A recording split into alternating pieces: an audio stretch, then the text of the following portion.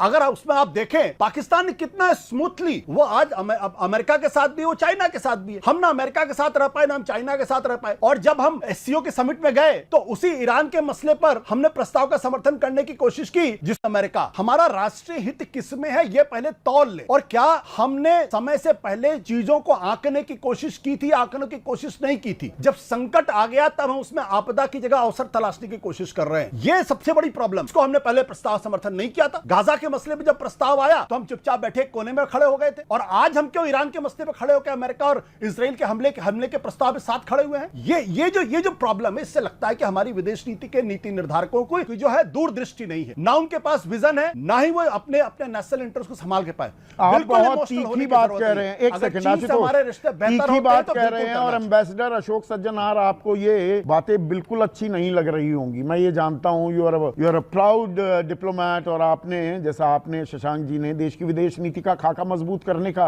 काम भी किया है। लेकिन क्या हम जो विदेश नीति जैसे ये कुछ बयान है भारतीय विदेश मंत्रालय ने कहा 27 अगस्त को अमेरिका ने जो टैरिफ लगाया वो अतार्किक अनुचित अविवेकपूर्ण है। और 5 सितंबर को निर्मला सीतारमण क्योंकि पीटर नवारो वहां के जो व्यापार सलाहकार हैं वो तो यहां तक आ गए कि ब्राह्मण बाकी भारतीयों की कीमत पर मुनाफा कमा रहे हैं, इसे रोकना होगा। ये बोल रहे थे कि मीडिया वाले हैं। ये मीडिया वाले नहीं है, ये बेसिकली हेडलाइन मैनेजर। मीडिया का रोल उस दिन की हेडलाइन को मैनेज करना है। उस दिन की हेडलाइन को अगर आप मैनेज करने की कोशिश करेंगे तो आप जरूरी नहीं कि आप उसके असरात क्या होंगे उससे। जहां तक अमेरिका का सवाल है वो एक हमारा स्ट्रेटेजिक पार्टनर है और स्ट्रेटेजिक पार्टनर रहेगा। जहां तक चीन के साथ सवाल है, देखिए आज हमारे बॉर्डर्स में मेन एनिमी हमारा है पाकिस्तान और चीन के साथ भी आपको पता है गलवान हुआ है। मेन एनिमी हमारा पाकिस्तान है या चीन है? लेफ्टिनेंट जनरल राहुल सिंह कह रहे थे ऑपरेशन सिंदूर भी पाकिस्तान के खिलाफ थोड़ा लड़ रहे थे, वो तो मुखौटा था। लड़ तो हम चीन के साथ रहे। तो एनिमी नंबर 1 चीन है कि पाकिस्तान है भारत? देखिए इसको आप किसी भी परसेप्शन में देख लिए, पाकिस्तान जब से क्रिएट हुआ आर्टिफिशियली क्रिएट 1947 से उसने भारत के साथ दुश्मनी रखी है और वो स्टेटेड एनिमी है। चीन का क्या है कि उसकी भी वो मैं बोलूंगा तो ऑसिलेट करता रहता है, कभी इस तरफ कभी इस तरफ। लेकिन हाँ मैं इतना बोलना चाहूंगा कि चीन का आपने बीच में अच्छा सवाल भी उठाया था, क्या चीन पाकिस्तान का साथ छोड़ेगा? बिल्कुल हरगिज नहीं छोड़ेगा, उसमें कोई शक नहीं है। तो अब हमें इस हालात में defence diplomacy, normal diplomacy, politically economically relations रखने भी हैं, लेकिन साथ में चीन के साथ हमें सतर्कता भी रखनी पड़ेगी और उसमें कोई शक नहीं है। मिलिटरीली आज हम पूरी तैयारी वहां करते जा रहे हैं, हमारे डिफेंसेस बढ़ते जा रहे हैं, सर्विलेंस हो रही है, यूएवीज है, सब कुछ हम वहां पर लॉन्च कर रहे हैं। और आपने आज ही का न्यूज़पेपर देखा होगा, अभी हम बात कर रहे हैं कि new generation tanks, light tanks, heavy tanks को ये हायर एल्टीट्यूड इलाके में मूव करने के लिए, क्योंकि चीन के साथ हमें लड़ना पड़ेगा, उसमें कोई डाउट। जपसांग में वो फिर से कुछ न कुछ वो जो करतूते हैं उन पर विराम लगाने को तो तैयार नहीं है ना चीन? नहीं बिल्कुल, पर देखिए मैं खुद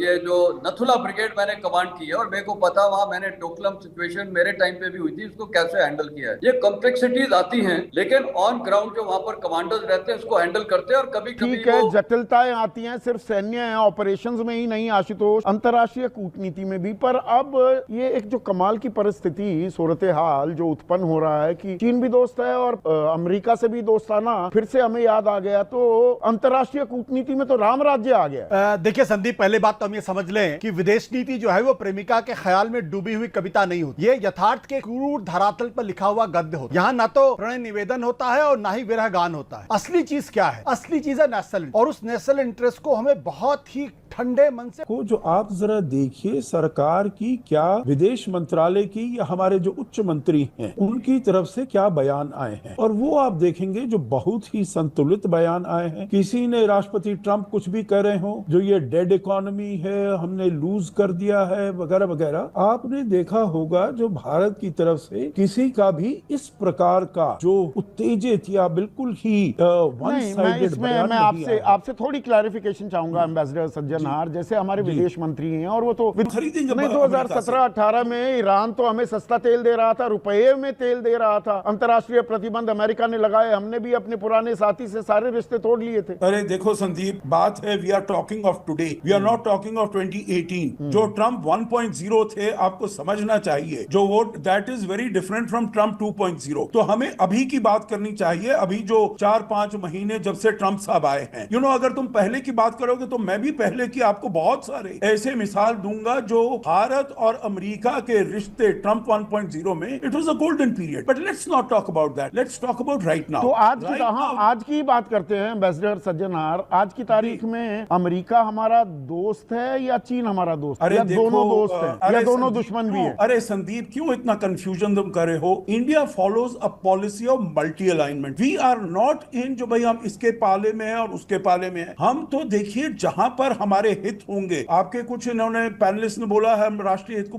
अरे नहीं, जहां मेरे राष्ट्रीय हित हैं मैं उसी देश के साथ काम करूंगा। मुझे अगर आप आधा मिनट दें तो मैं दो उदाहरण आपको दूंगा। चीन के साथ I have a border of. Sheetal, शुरुआत आपसे ही करूंगा। अभी रिश्तों की बात, कौन दोस्त कौन दुश्मन, उस पर तो आता हूं, पर उससे पहले ये मीडिया में गजब कंफ्यूजन है। हम ही है ना जरिया, दुनिया को, देश को हम समझाते हैं भाई कहां रिश्ते जा रहे हैं। तो मोदी ट्रंप एक्शन में, शी जिनपिंग टेंशन में, फिर हुआ मोदी जिनपिंग एक्शन में, ट्रंप टेंशन में, और अब मीडिया कंफ्यूजन में, ट्रंप दोस्त या दुश्मन। ये कमाल हो रहा है भाई हमारे यहाँ, क्योंकि राजनीति में जो चीजें जिस तरह से हो रही हैं और हमने मीडिया को कर दिया है पावर सेंट्रिक। वो पावर में जो लोग हैं उनकी तारीफ करने और उनके किए हुए हर काम को सही ठहराने की कोशिश में मीडिया मजाक बन गया है। पत्रकार हैं कि पीआर हैं हम? ये जो है, हम पीआर करने के लिए बैठे हैं। हम जो रिश्ते हैं उनको कसौटी पर परखेंगे या ताली बजाएंगे? आज इधर की ताली बजा दी, कल उधर की ताली बजा दी। नहीं, यही ताली बजाने के क्रम में हम मजाक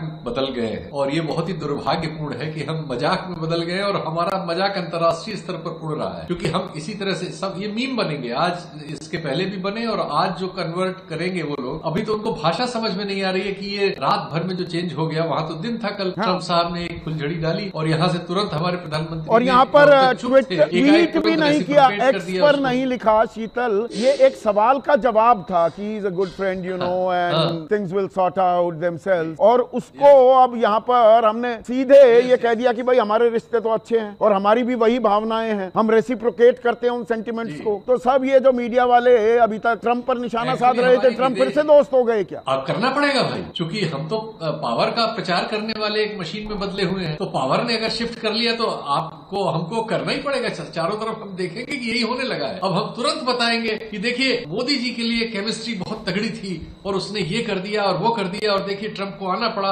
अब इसमें हम कुछ दिन ये सब कहेंगे कि ट्रंप को आना पड़ा, और ये सब कह के किसी तरह वहां पहुंच जाएंगे और फिर उसके तर्क देने लगेंगे, और फिर जिनपिंग जो है दुश्मन हो जाएगा और चीन से झालने वाले तोड़ने हम लगेंगे। हमारी अंतर्राष्ट्रीय राजनीति और हमारा मीडिया दोनों ने अपने आप को एक हास्यास्पद स्थिति में डाल दिया है। और नहीं, अब कारोबारी रिश्ते किसके साथ जारी रहेंगे?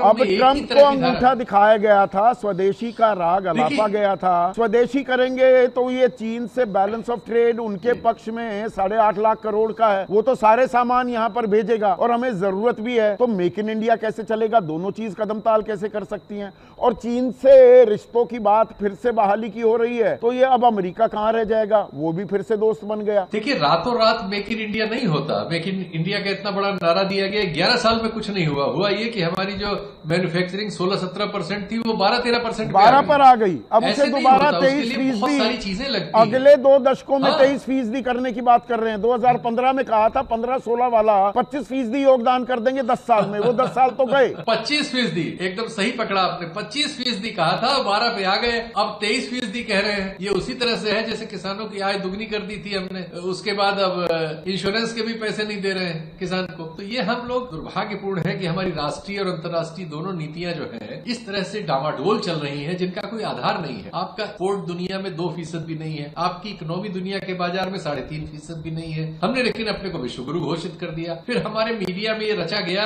कि हमारे बिना दुनिया चल ही नहीं रही है। हमें ये बताया गया कि अमेरिका का इस टैरिफ बढ़ाने से क्या क्या नुकसान होने वाला है। वो अमेरिकन इकोनॉमी जो 30 ट्रिलियन की है वो हमारे 3 ट्रिलियन 4 ट्रिलियन वाले के फैसले से डूब जाने वाली है। इस तरह का हमने परिदृश्य पैदा किया। अब क्या करेंगे? उसके बाद वो जिनपिंग के यहाँ चले गए तो हमने वो ढोल बजाना शुरू कर दिया और एक रात में ये परिवर्तन फिर से हो गया। एक रात में हम झूला झूल गए शी जिनपिंग के साथ, हम गलवान भूल गए। हम अभी ऑपरेशन सिंदूर के बाद लेफ्टिनेंट जनरल राहुल सिंह ने बताया हम पाकिस्तान से थोड़ा लड़ रहे थे, चीन से युद्ध हो रहा था। ये चीन पाकिस्तान के साथ, तुर्की के साथ मिलकर पाकिस्तान के साथ खड़ा दिखाई दिया संयुक्त राष्ट्र में। हम सब भूल गए यकायक। जिससे हमारी वो संस्थाएं जिन पर देश की सुरक्षा वगैरह का भार है, आपने देखा था कि DS चौहान साहब हमारे जो CDS हैं, उनकी क्या बात आई थी। सब परेशान हो, सब समझ में नहीं आ रहा था कि हमारी भाई कोई कंसिस्टेंसी है पॉलिसी की कि नहीं।